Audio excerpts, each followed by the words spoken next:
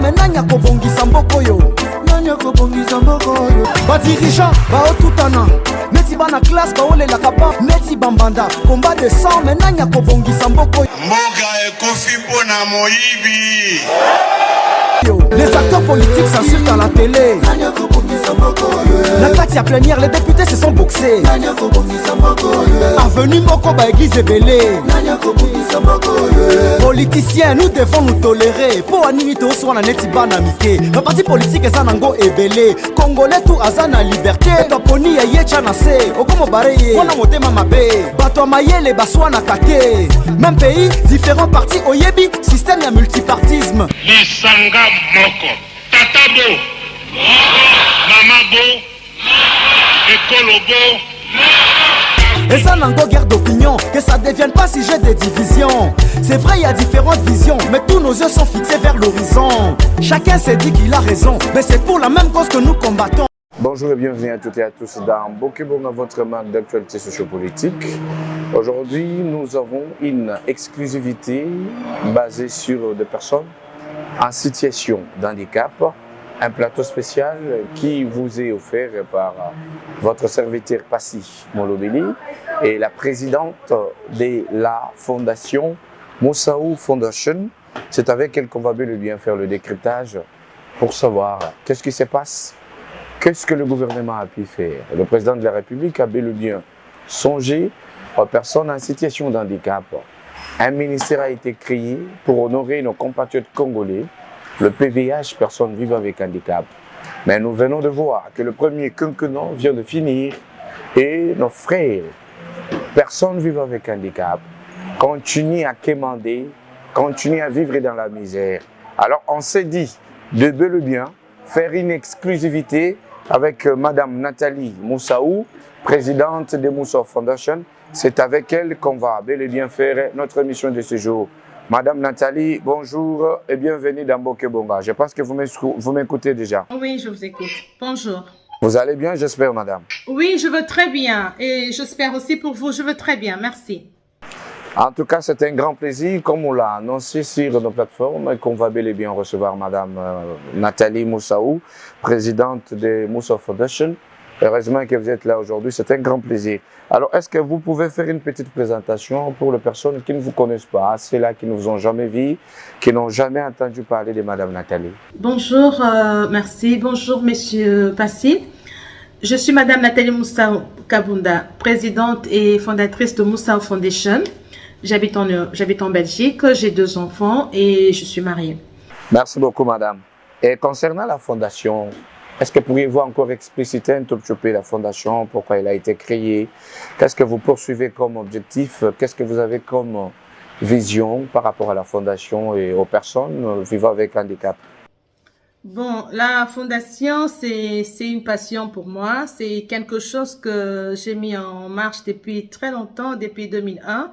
Le but de cette fondation, c'était de venir en aide à mes semblables.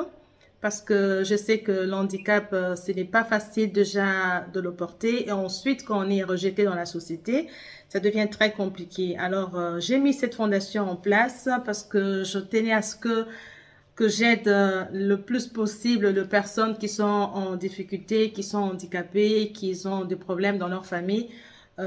Voilà, donc l'objectif c'est de rendre des personnes avec handicap autonomes, indépendantes et puis libres de pouvoir s'épanouir dans la société comme n'importe qui. Donc voilà le but de la fondation et l'objectif que je voudrais atteindre, c'est vraiment rendre ces personnes autonomes aussi indépendantes. Merci beaucoup, madame. Et concernant la fondation, est-ce que pourriez-vous encore expliciter un tout petit peu la fondation, pourquoi elle a été créée? Qu'est-ce que vous poursuivez comme objectif? Qu'est-ce que vous avez comme vision par rapport à la fondation et aux personnes vivant avec handicap? Ma fondation a pour objectif de lutter contre toute forme de discrimination et aussi valoriser la personne vivant avec handicap. La manière dont je pense valoriser ces personnes, c'est leur mettre dans la tête qu'ils ne doivent pas accepter la discrimination parce que la discrimination leur rabaisse et ça ne leur permet pas de pouvoir faire des bonnes choses dans leur vie.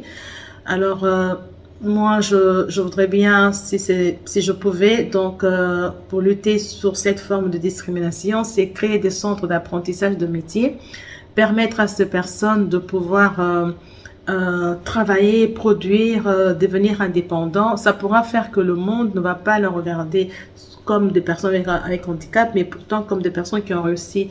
Et donc, ça pourra changer un peu cette forme de discrimination vis-à-vis des personnes vivant avec handicap. En tout cas, c'est vraiment très touchant de voir qu'une femme comme vous, vous avez quand même l'idée de penser à ces semblables qui vivent de fois à la belle étoile, qui sont dans des conditions inhumaines. Alors, nous entendons souvent parler des personnes vivant avec l'handicap, de l'handicap. Est-ce que pourriez-vous nous expliciter en quelques mots, c'est quoi d'abord l'handicap et qui sont les personnes en situation d'handicap? Bon, l'handicap, merci beaucoup pour la question. C'est vrai, c'est une question vraiment très importante. Beaucoup de gens pensent que l'handicap, c'est seulement ceux qui portent des béquilles ou ceux qui ont des chaises roulantes ou qui savent pas marcher d'une façon ou d'une autre. Mais l'handicap, je dirais que nous sommes tous des personnes porteuses d'un handicap quelconque. L'handicap, ce n'est pas une maladie. L'handicap, c'est juste quelque chose que nous ne savons pas faire par rapport à un membre qui était dédié, qui était recommandé à faire telle ou telle autre chose qu'on ne sait pas le faire. Donc, ça devient un handicap. Donc, on peut nous tous dire, nous sommes des personnes, généralement, de personnes vivant avec un handicap, parce que même des gens qui savent pas voir, ils ont aussi un handicap avec leurs yeux. Donc, du coup, ça devient des personnes aussi vivant avec handicap. Il y a ceux qui ont un handicap visible, il y a ceux qui ont un handicap qu'on ne sait pas voir directement, mais ça reste aussi un handicap. Donc, moi, je pense que dire que l'handicap, c'est seulement pour ceux qui savent pas marcher, c'est vraiment très mal comprendre les choses. Nous sommes tous, en général, des personnes vivant avec handicap. Donc, seulement, il y a ceux qui ont l'handicap un peu plus grave que les autres, qui les empêchent vraiment à faire des tâches aussi, des tâches de tous les jours, et donc ça devient un peu trop lourd. Mais, normalement, le handicap, c'est juste un état où vous ne savez pas faire certaines choses, une tâche attribuée à votre membre par rapport à quelque chose, mais ce n'est pas quelque chose qu'on peut dire que c'est une maladie et qu'on ne sait pas vivre à cause de ça. Merci beaucoup. Donc, par là, s'il faut bien comprendre, il y a de personnes vivant avec handicap, l'handicap qui n'est pas visible ou qui n'est pas physique. Si vous pouvez encore me donner des précisions sur ça. Oui, je dirais par exemple, quand je parle de l'handicap physique, normalement, il y a tellement de gens dans le monde ici qui portent un handicap physique. Parce que le malvoyant, ce n'est pas seulement ceux qui ne voient pas. Hein. Il y a aussi ceux qui ne voient pas bien. Ceux qui ne savent pas lire sans leurs lunettes, ce sont des malvoyants, ce sont des personnes avec handicap. Alors vous-même, regardez dans la société, je dirais pas congolaise, mais mondiale, il y a plus de gens qui voient pas bien. Donc il y a plus de malvoyants dans le monde qui portent des lunettes à un certain âge. Donc ça, c'est une forme de handicap aussi. L'handicap qui n'est pas visible, on peut voir par exemple une femme qui ne sait, je donne un exemple, il y en a tellement des exemples aussi. Une femme qui ne sait pas, par exemple, avoir des enfants parce qu'il a un problème de matrice ou je ne sais pas comment, ou qui, quand elle conçoit, elle ne sait pas garder son enfant. Je prends des exemples comme ça. C'est aussi une forme d'handicap. En fait, une forme d'handicap qu'elle a aussi, cette personne. Parce que normalement, le corps est fait de manière à ce que ça doit se passer très bien. Mais pour elle, ça ne se passe pas bien parce qu'elle a un handicap, quelque chose qui l'empêche de faire comme tout le monde. Donc, je dirais, on a des handicapés, des gens qu'on sait voir directement qui l'ont handicapé et aussi des gens qu'on ne sait pas le voir. Vous pouvez peut-être voir quelqu'un qui apparemment est en bonne santé, mais qui est tellement essoufflé après avoir fait 1 kilomètre. Je dirais même moins que ça aussi, parce qu'il a un problème par rapport à sa respiration. Ça reste aussi une forme d'handicap. Donc voilà, c'est dans ce sens-là que je voulais essayer un peu d'expliquer qu'il y a ceux qui portent un handicap que nous voyons tout de suite, et il y a ceux qui portent un handicap qu'on ne le voit pas et on le découvre au fur et à mesure qu'ils sont devant des obstacles qu'ils ne savent pas accomplir. Merci beaucoup. Nous voyons donc une certaine discrimination vis-à-vis des personnes vivant avec handicap dans presque tous les coins et recoins de la ville-province de Kinshasa, en République démocratique du Congo, à l'église, à l'hôpital. On l'a même vu au moment des échéances électoraux qui viennent de définir. Alors, quelle est votre réaction par rapport à cette discrimination observée chez les personnes en situation d'handicap? La manière dont je pense valoriser ces personnes, c'est leur mettre dans la tête qu'ils ne doivent pas accepter la discrimination.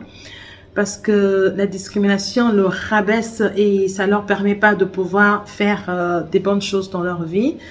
Alors, moi, je voudrais bien, si je pouvais, donc, pour lutter sur cette forme de discrimination, c'est créer des centres d'apprentissage de métier, permettre à ces personnes de pouvoir travailler, produire, devenir indépendant. Ça pourra faire que le monde ne va pas le regarder comme des personnes avec handicap, mais pourtant comme des personnes qui ont réussi. Et donc, ça pourra changer un peu cette forme de discrimination vis-à-vis des personnes vivant avec handicap. Merci beaucoup. Alors, votre fondation a le but de lutter contre la discrimination chez les personnes vivant avec handicap. Alors, comment comptez-vous le faire au moment où vous n'assumez aucune fonction étatique et surtout que vous n'êtes pas dans la politique? Comment est-ce que vous comptez faire cela, madame? En ce qui me concerne, ce ministère a vraiment échoué. Je dis pas que la ministre a échoué, mais je dis le ministère a échoué.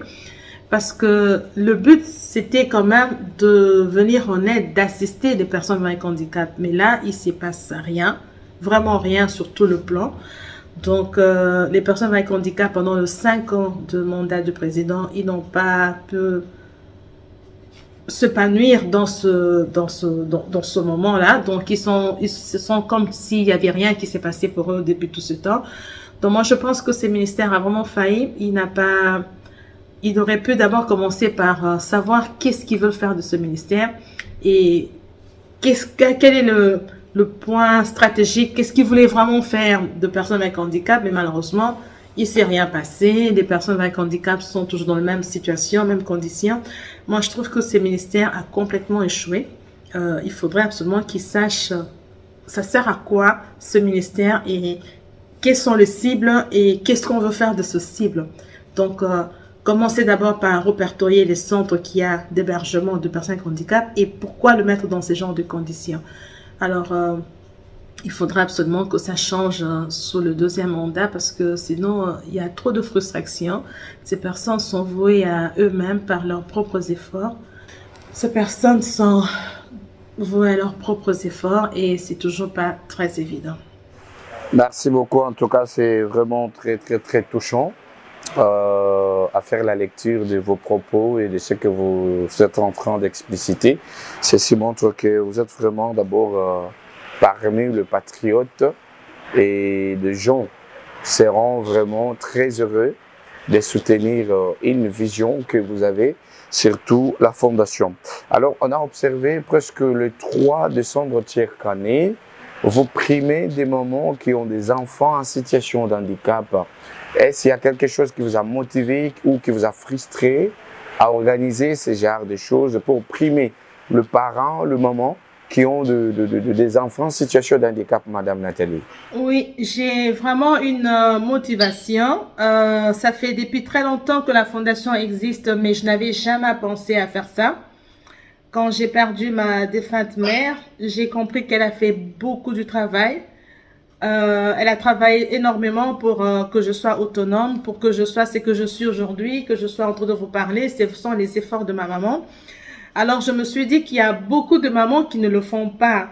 À chaque fois que je parle de ma mère, je suis toujours un peu émotionnée, pardon. Donc, il y a beaucoup de mamans qui ne le font pas. Ils trouvent que c'est un enfant qui ne sert à, un enfant qui va servir à rien du tout. Et donc, c'est inutile de l'envoyer à l'école, de faire ceci. Donc, carrément, ils se battent même pas pour son avenir. Mais ma maman, elle a vraiment fait ça.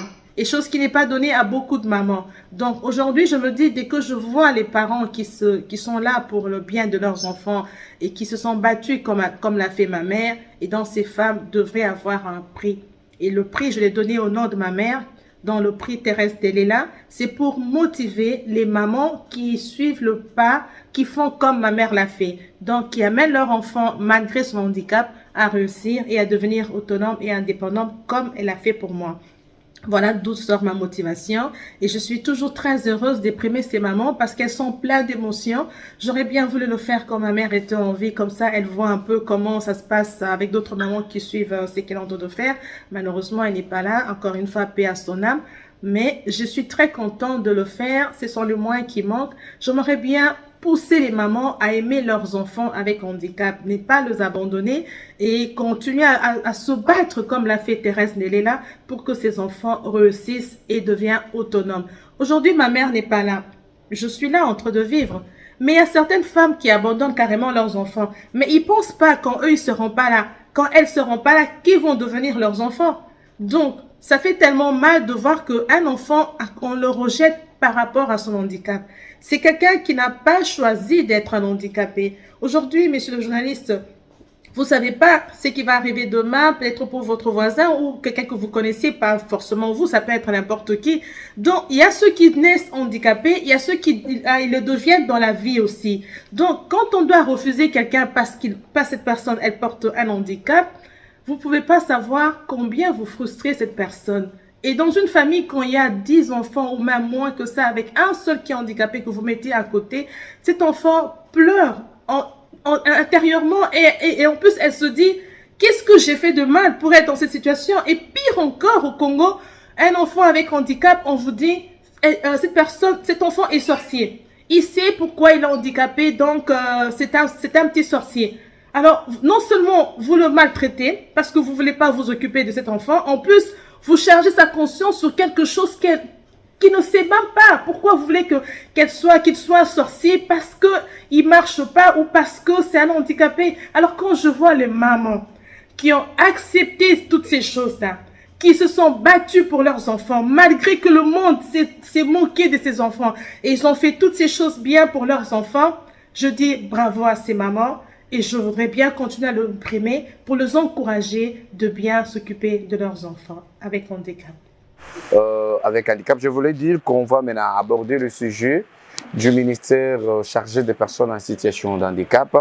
Le premier citoyen de la République démocratique du Congo, Félix Antoine Tshisekedi Tshilombo, avait le bien pensé aux personnes vivant avec handicap. Il a créé un ministère en leur faveur.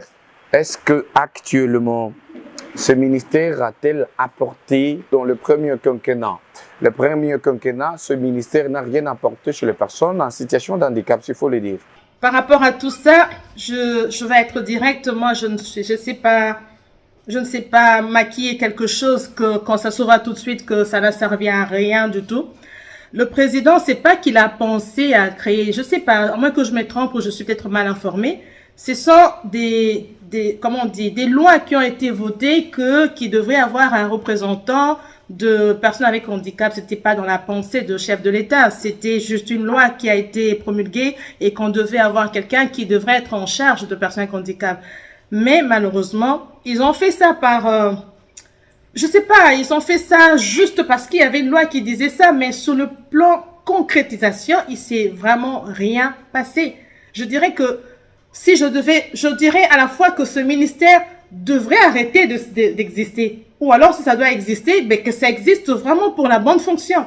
Et non que ça soit juste un ministère de personnes avec handicap, je sais pas comment vous l'appelez ça, mais il se passe rien. Absolument rien. Est-ce que vous vous rendez compte? Je me demande pourquoi ces ministères existent. Est-ce que c'est juste pour montrer au monde entier que le président a pensé à créer un ministère? Ou c'est parce que ces ministères devraient vraiment travailler? Vous mettez les personnes avec handicap comme dans une porcherie, ils sont dans une salle, ensemble, dans une pièce. Ils vivent comme des animaux dedans, avec tout ce qu'il peut y avoir, même l'épidémie, même je ne sais pas quoi, ils sont entassés. 5 ans de ce ministère qui existe, qu'est-ce que ça a apporté comme changement? Rien. Absolument rien. Ok, madame, là, est-ce que pourriez-vous maintenant confirmer à haute voix que la dame qui était à la tête de ce ministère n'a rien foutu et n'a rien fait en faveur des personnes vivant avec handicap? Est-ce que pourriez-vous maintenant le confirmer à haute voix? Non, je peux vraiment confirmer que ça n'a rien fait. Ce ministère, c'est comme ça n'a même pas existé. Dites-moi vous-même qui êtes là sur place, qu'avez-vous vu qu'il y a un changement par rapport à depuis qu'il y a ce ministère? Y a-t-il quelque chose qui a changé? Vous connaissez quand même beaucoup de personnes avec handicap qui sont sur place avec vous. Vous avez vu quelque chose changer? D'abord, ce ministère, je suis désolée, je connais la dame qui est ministre là. Au début, quand elle a été nommée ministre, je l'avais appelée. Je lui ai demandé, que comptez-vous faire de ce ministère? Elle m'a dit qu'elle attendait qu'on lui donne des directives. J'ai dit, mais non, c'est un ministère qui n'a jamais existé. C'est à vous de pouvoir montrer et dire ce que vous voulez faire de ce ministère. Vous ne devez pas attendre des instructions qui viennent de gens qui ne savent même pas ce que vous voulez. C'est à vous de préparer, de leur montrer. Elle m'a répondu, je n'ai même pas encore de bureau. Moi aussi, je suis en train, j'attends et tout ça. Je l'ai même proposé, si elle veut, on peut travailler ensemble. Mais souvent, les gens pensent toujours à l'argent. Elle pense peut-être que quand je viens travailler avec elle, c'est peut-être pour prendre... Moi, je m'en fous. Je donne ce que j'ai aux personnes avec handicap. Je n'ai pas besoin de prendre quelque chose là-dedans. Tout ce que moi, je veux que ça change. Ces personnes avec handicap, ils n'ont pas cherché à être des handicapés. On les appelle des personnes de troisième âge. J'ai entendu ça une fois chez une personne avec handicap qui est jeune comme vous et moi. On le traite comme des personnes de troisième âge. Tout est difficile. L'accessibilité, les bus, l'école, tout devient impossible. Le mieux à faire, c'est peut-être aller le mettre tous quelque part et mettre le feu et tuer ce genre parce qu'ils ont commis le péché d'être des handicapés. Et ça, c'est un peu révoltant. C'est tellement révoltant de voir que ce ministère a existé pour rien pendant 5 ans. Dites-moi, tous les centres que vous voyez encore de PVH, vous voyez dans quelle situation ils vivent. Mais c'est malheureux parce que même ces personnes avec handicap qui vivent là, eux-mêmes aussi ne comprennent pas qu'ils doivent revendiquer leurs droits. Ce ministère vient chaque, je ne sais pas quel moment, on amène à manger pour ce genre, mais ce n'est pas ça qui va aider ces personnes. Il y a un proverbe chinois qui dit « Apprends-moi à pêcher, je vivrai. Mais donnez un poisson, j'en mangerai. » Alors moi, je vous dis, en toute honnêteté, ce ministère, pendant 5 ans, ne devait pas exister. Il n'y a rien qui s'est fait. Ça ne sert à rien de faire un ministère qui ne sert à rien. C'est juste encore dépenser pour rien le bien de peuple congolais dans un ministère qui ne sert absolument à rien. Est-ce que le PVH, ils ont seulement besoin des chaises roulantes, des sacs de foufou et à manger, je ne sais pas quoi. C'est fini, c'est tout ce qu'ils veulent. Pourquoi ne pas prendre tous les handicapés, les malvoyants, des gens qui n'ont pas de lunettes, le mettre aussi dans un centre pour leur donner aussi des lunettes et des foufous aussi à manger? Non, ça c'est vraiment une forme de discrimination et ce ministère n'a rien fait. Dès le premier quinquennat de Félix-Antoine Tshisekedi Tshilombo, il est venu donc instaurer la gratuité de l'enseignement de base. Est-ce que cette gratuité a-t-elle eu de l'impact chez les personnes vivant avec handicap, la gratuité de l'enseignement de base? Monsieur le journaliste, écoutez, je vais vous dire quelque chose. Moi, je suis handicapée, je suis sur une chaise roulante. Je ne sais pas atteindre au-dessus de mon frigo. Je dois appeler quelqu'un pour venir m'aider à prendre quelque chose qui est au-dessus de mon frigo. Vous dites, Nathalie, je vous apporte ces paquets, un colis pour vous parce que je vous aime beaucoup, mais je l'ai placé au-dessus de votre congélateur. Quand vous en aurez besoin, allez le chercher. Comment voulez-vous que je sois contente de ce que vous me donnez qui n'est pas accessible?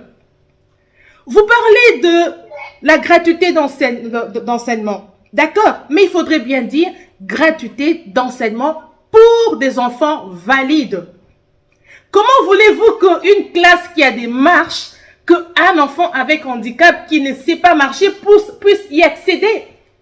Comment voulez-vous que cet enfant qui habite à 1 kilomètre de l'école arrive à l'école? Si déjà le bus ne veut pas le prendre parce qu'on appelle faux tête ou parce qu'il n'y a pas de bus adapté, mais on lui donne un cadeau qui ne sait pas le prendre. Alors ça sert à quoi de lui donner? Moi je pense qu'on doit dire gratuité d'enseignement pour les enfants valides qui savent aller à l'école. Parce que ce n'est pas donné à tous les enfants. Déjà quand vous donnez gratuité de l'enseignement à un enfant qui ne sait pas accéder à la classe, qu'est-ce qu'il va faire? Il y a des images, j'ai mes collaborateurs qui peuvent vous montrer. On a fait des images où on montre un enfant avec handicap en chaise roulante devant des marches qui ne sait pas accéder à la classe. Alors ça sert à quoi de dire vas-y c'est gratuit? Moi je pense que on fait tellement trop de choses au Congo par fanatisme ou pour recopier des gens, ils le font. Non. Quand on met la gratuité, on devrait vraiment faire que ça profite à tout le monde, à tous les enfants, de n'importe quelle forme physique. Et alors, mettez l'accessibilité. Moi, ça me fait très mal. Je salue cette initiative de président parce que c'était vraiment bien intentionné, mais qui n'a pas porté ses fruits. Je suis vraiment triste de voir que le président ne peut pas être au four et au moulin en même temps. Il donne l'instruction qu'on doit le faire comme ça, mais les gens sont en train de saboter certaines choses et puis ils rendent ça inaccessible, ils rendent ça échoué. Voilà, ils sont contents que c'était des promesses en l'air. Donc, moi, personnellement, je dis que ça n'a pas profité à tous les enfants et c'était un cadeau qui n'était pas accessible à tout le monde. Ça, c'est mon point de vue. Merci beaucoup, madame. Alors, s'il faut encore évoluer, nous vous voyons distribuer souvent des bourses scolaires, des cahiers, des objets classiques au moment où il y a déjà une certaine gratuité. Pourquoi vous continuez encore à faire ces dons? Parce que quand il y a la gratuité, donc, il doit y avoir aussi certaines organisations pour faciliter même aux parents pauvres. Parce que je trouve que dans la RDC, on a tendance à s'amuser. Comme je vous ai dit, on vous donne un cadeau que vous ne pouvez pas profiter de ça. Enseignement gratuit, d'accord. Et cet enfant qui vient à l'école, il n'a rien, il n'a pas des objets classiques. Ses parents, ils sont pas payés pendant des années, pendant que le ministre et les députés cherchent l'augmentation de salaire. Il y a des fonctionnaires qui ne sont pas payés pendant des mois et des mois. Ils sont là, ils savent pas acheter, ne fût-ce que d'achat, c'est difficile.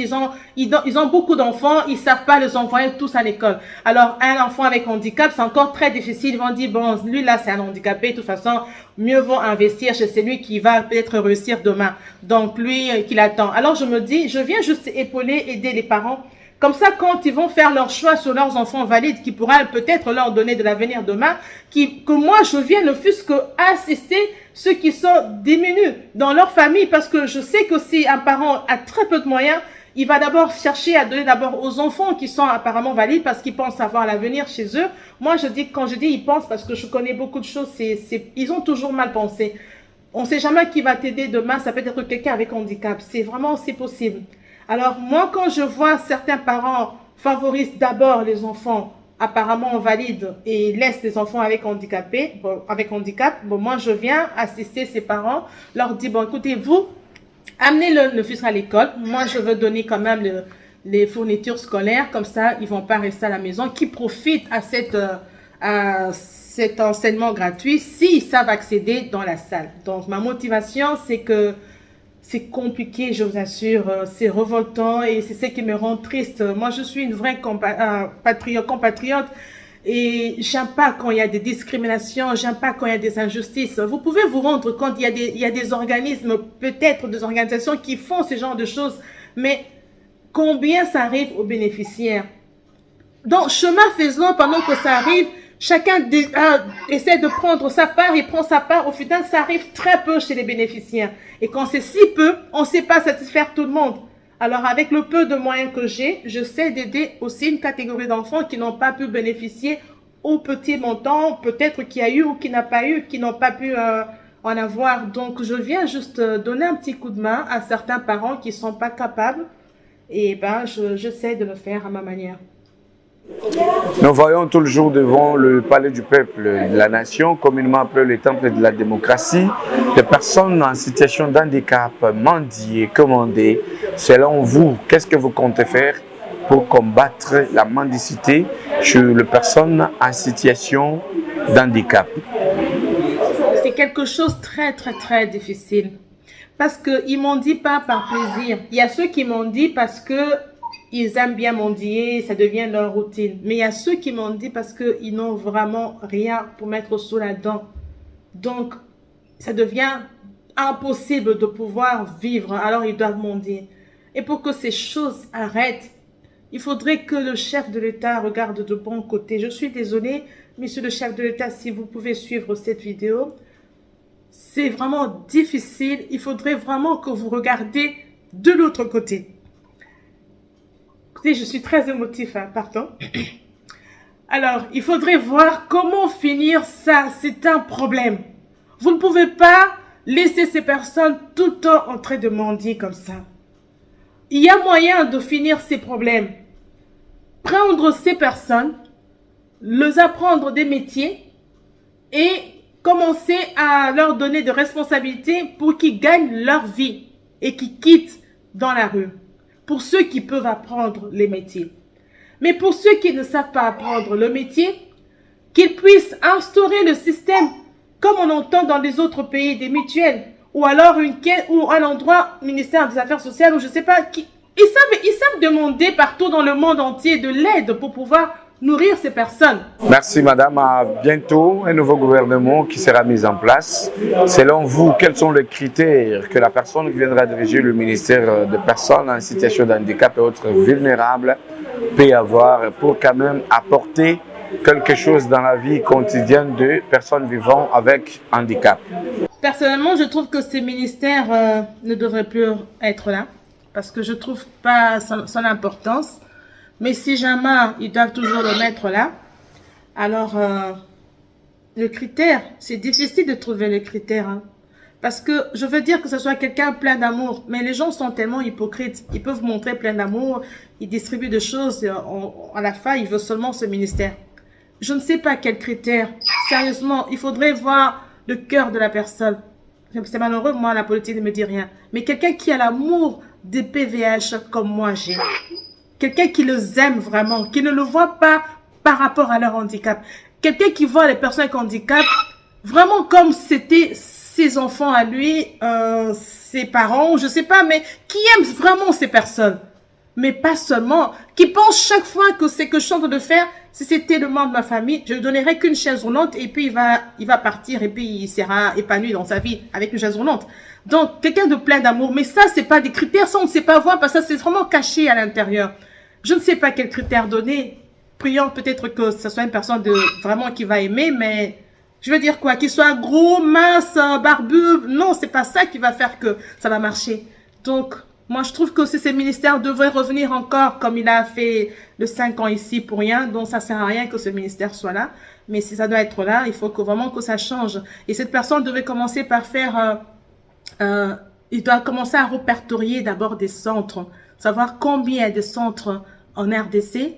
Travailler vraiment sur le chiffre de personnes avec handicap. Classer les gens par rapport à leur handicap. D'abord à Kinshasa et puis élargir dans la ville dans la RDC en général. Mais c'est un grand travail. Il faut localiser ces personnes. Il faut savoir ce qu'ils savent faire, ce qu'ils ne savent pas faire et combien de centres d'hébergement il y a et qu'est-ce qu'on peut faire dans ce centre d'hébergement, mettre dans les conditions humaines pour ces personnes. Donc, il y a un grand travail à faire. C'est pas seulement apporter des chaises roulantes et des béquilles quand c'est le 3 décembre, non. Mais si ça ne va pas changer, autant mieux ne pas mettre encore ces ministères. Ça, c'est mon point de vue. Ça n'engage que moi.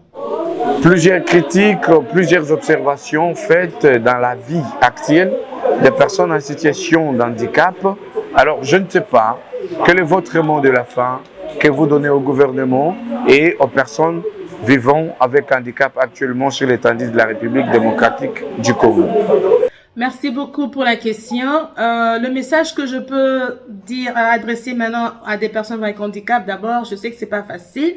Je comprends leur situation, c'est vraiment pas évident. Je leur demande beaucoup de courage.